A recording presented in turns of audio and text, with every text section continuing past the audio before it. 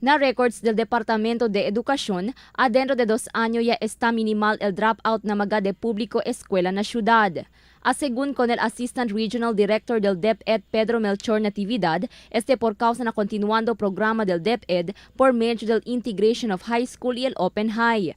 Ta enfrenta lang según cuantos problema el DepEd na elementaria onde Chile pa siempre ta registra caso de dropout, especialmente aquellos mga estudyante di quien familia ta cambia residensya.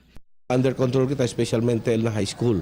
No, then decrease for 2 years siya kasi tiyan kita adapt mga dropout prevention, no, akin mga tabla kita mga risk no tabla kita sardo, tiyan kita may student at risk of dropping out, tiyan kita mga DORP, no, dropout reduction program. Now in the high school, implementa kita mga integration of high schools, opening of high schools, pati importante ay ka na mo di open high school. No, yan expand kita from antes kwanto eskwela lang aradol, almost all schools are in the high school are operating kwan. So buenamente except in the elementary, hindi kita pwede kontrolali, no, kay si transfer of residence.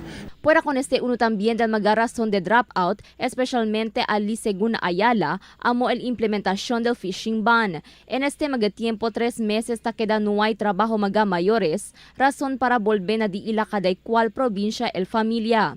Nakiparte na Ayala tamen, onde tiyan mga sardine factory, daton resulta na survey ali, is una vez tiyan fishing holiday, no?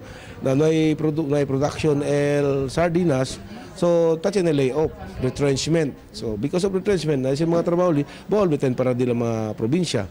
Además, hindi segunda considera el DepEd el distancia de la escuela y pobreza na razón de dropout, siendo ya hacia mejoras el departamento, kilaya con contesta y solve.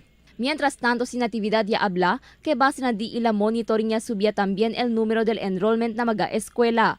Según por causa que cuantos familias desde el Jolo y Basilan ta transferi para na syudad, razón para aquí también entra escuela di ila mga anak. Cristal Almonia, Dateline Zamboanga.